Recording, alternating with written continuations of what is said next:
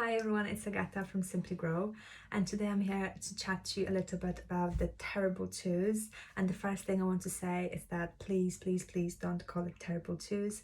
There are other words we can use, and really believe that the language we use reflects our reality. So if you call something terrible, this is what it's going to feel like for you and for others around you. So instead of saying terrible, you may say tricky, which is one of the words that I absolutely love because they just really put that fantastic growth mindset spin on it.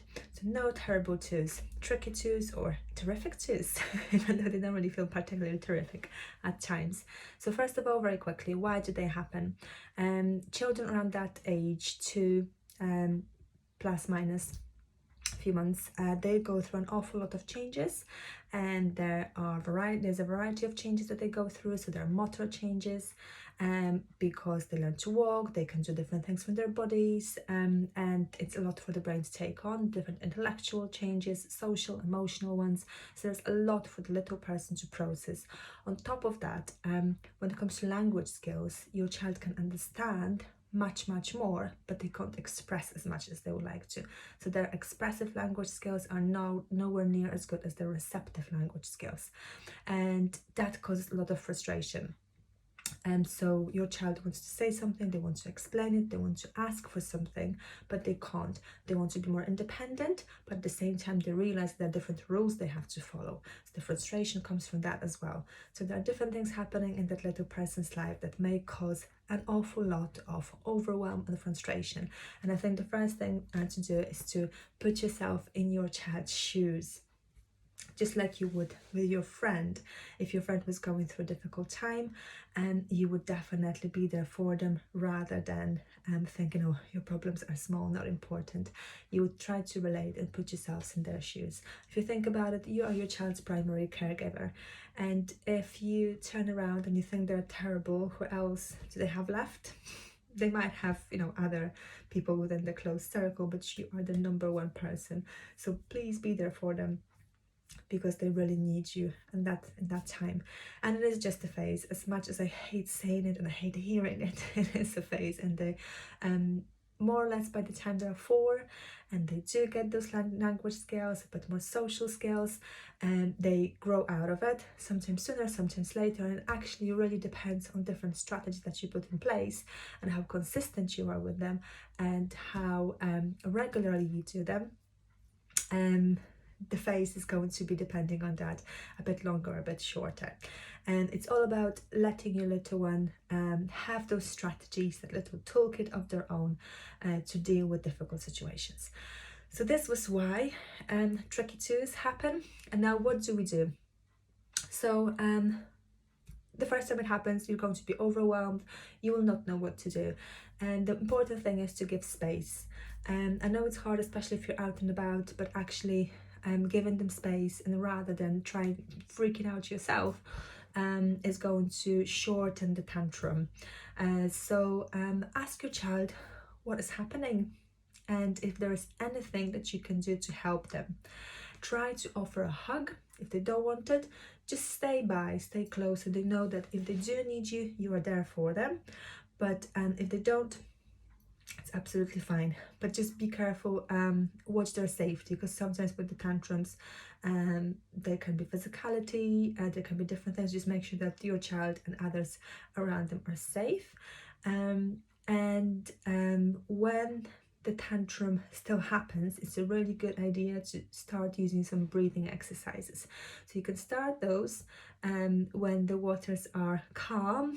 So at the times when your child is not going through a tantrum, not going through a tricky situation, there are a few nice breathing exercises.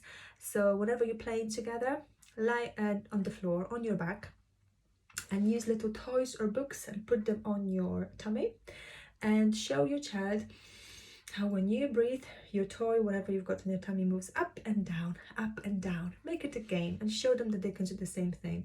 So this is the beginning of learning how we can use our breath, that we can control our breath. And 2-year-olds, their attention span is very short, so they may not engage with this activity straight away, but even noticing that this is what you do is a good start. And if you come back to it every now and again, they're going to get more used to this activity, and it's going to be much easier for them to use their breath when they need it and when they're ready. So whenever your child is going through a tantrum, sometimes as much as putting your face on their face's level, and going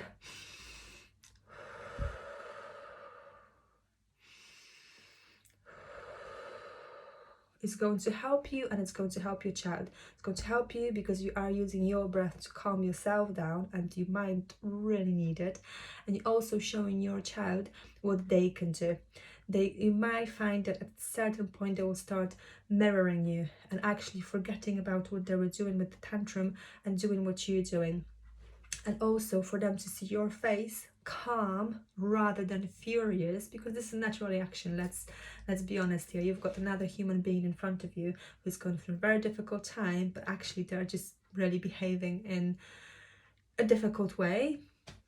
So sometimes the natural reaction, especially if you're not good at poker faces, I'm not, will be just to have this angry face, and this is just going to make the situation worse. So if you just automatically go to that with your child, you are both going to benefit from it. Okay, and it's a good idea to afterwards talk about what happened. Don't use big words, but describe what happened and ask how your child was feeling, and suggest some words. So they might have been feeling sad, they might have been feeling frustrated, and it's a fantastic opportunity to introduce lots of different words describing emotions.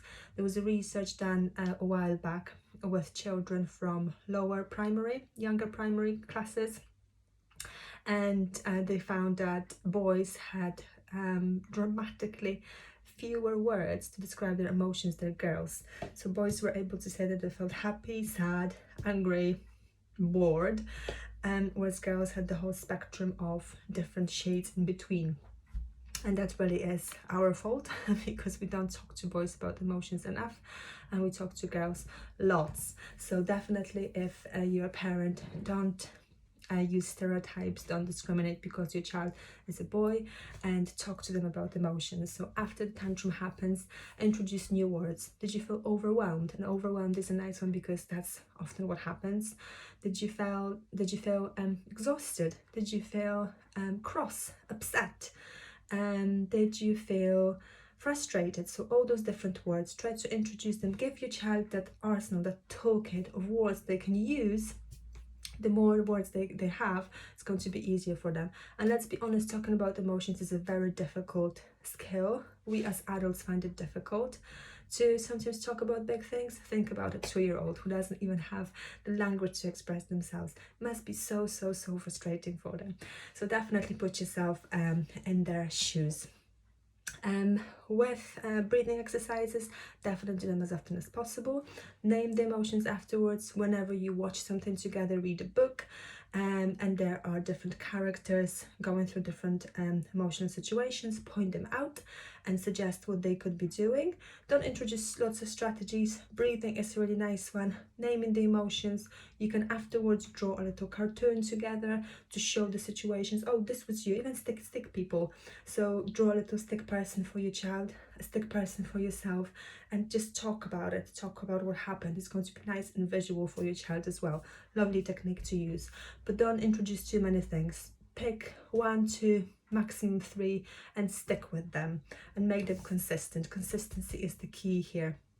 It's the learned behavior after a while. Which way do you want to feel a certain way? Another thing is, it's hard. Okay, it is hard. And I think the most ridiculous situation I had with Amy was when we were having the best time and we were laughing, giggling, singing songs, and we're singing Old MacDonald Had a Farm, and it was fine, it was grand. But then I sang the wrong animal.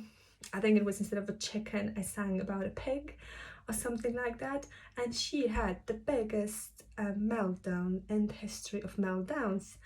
And to be fair, it can be really overwhelming. You can catch yourself thinking, oh my gosh, what do I do here? What have I done? This is an overreaction. But to your child at that moment in space, it is the most important problem in the world. That's the thing about 2-year-olds. They live in the moment. They can't think about what happened the year before. They can't think about what's going to happen tomorrow, never mind in a year, 20 years. They can't. They live in the moment. So in that moment, you have to react. You have to make right choices as an adult. but we are only human. And if you have got 20 million tricky situations with your child a day, and another one happens, you only have that much patience, and you have to look after yourself as well. And it may happen that you snap, maybe you don't react in the way that the book you read told you to.